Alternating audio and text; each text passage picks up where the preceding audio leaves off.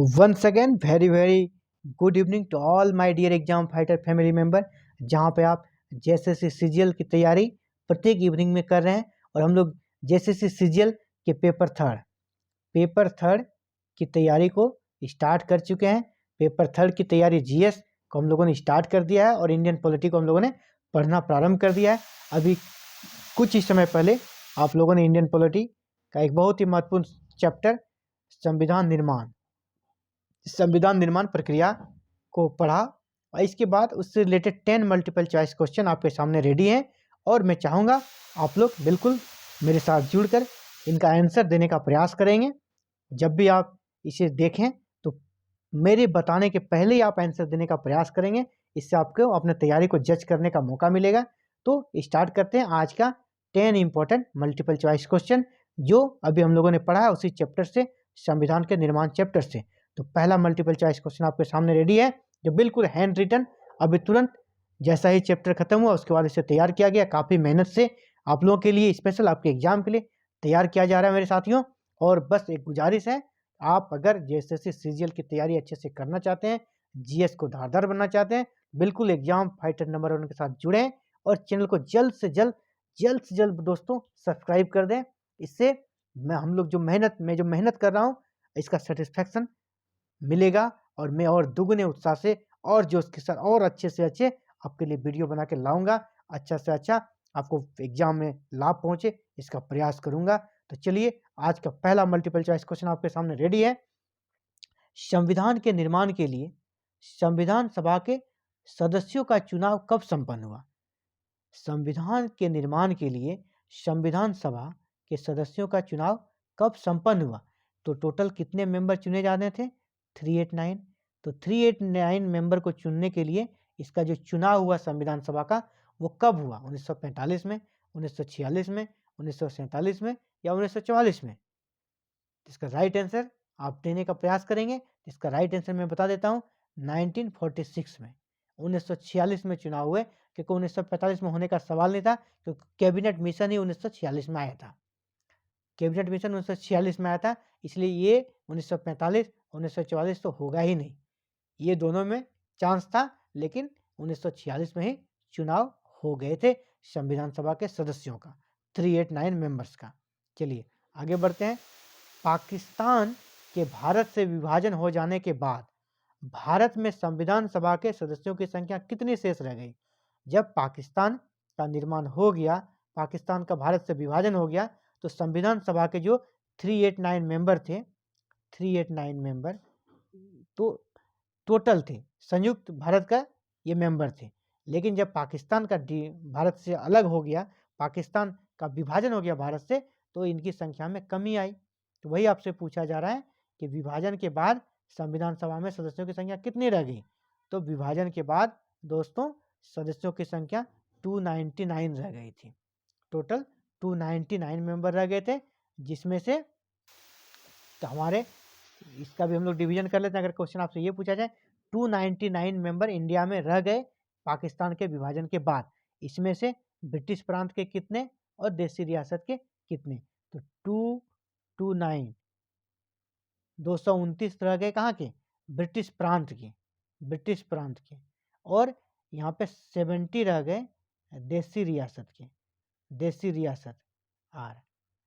रियासत के 70 और 229 ब्रिटिश प्रांत के। टोटल 299 जब पाकिस्तान का विभाजन हो गया उसके बाद। चलते हैं अगले एमसीक्यू की ओर। संविधान सभा का संवैधानिक सलाहकार किसे नियुक्त किया गया था? संवैधानिक सलाहकार, संविधान सभा का संवैधानिक सलाहकार कानूनी मामलों पर सलाह देने के लिए इसके रूप में BN राव, भीमराव अंबेडकर नहीं समझना, BN राव संविधान सभा के संवैधानिक सलाहकार कौन थे? तो BN राव। चलते हैं अगले एमसीक्यू की ओर। संविधान सभा का प्रथम अधिवेशन कब हुआ? यानी संविधान सभा की पहली बैठक कब हुई? संविधान सभा की पहली बैठक कब हुई? संविधान सभा की पहली बैठक हुई थी साथियों 9 दिसंबर 1946 को। 9 दिसंबर 1946 को संविधान सभा की पहली बैठक हुई और इस दिन एक काम किया गया था। क्या आप लोगों को याद है? इस दिन एक अस्थायी अध्यक्ष चुना गया, अस्थायी अध्यक्ष चुना गया था। उस अस्थायी अध्यक्ष का अगर आपको नाम हो तो आप हमें कमेंट जरूर करेंगे। अस्थायी अध्यक्ष किसे बनाया गया था? आप इसे कमेंट करके हमको बताएंगे। संविधान सभा का प्रथम अधिवेशन 9 दिसंबर 1946 को हुआ। उस दिन संविधान ने कार्य करना प्रारंभ कर दिया और एक अस्थायी अध्यक्ष सिर्फ 2 दिनों के लिए एक अस्थायी अध्यक्ष बनाया गया था। वो कौन थे, आप हमें कमेंट करके बताएंगे साथियों। चलिए आगे बढ़ते हैं। संविधान सभा का अस्थायी अध्यक्ष के रूप में किसे नियुक्त किया गया था? बिल्कुल वो क्वेश्चन भी आपके सामने आ ही गया। संविधान सभा का अस्थायी अध्यक्ष के रूप में किसे नियुक्त किया गया था? तो वो और कोई नहीं, डॉक्टर सच्चिदानंद सिन्हा थे।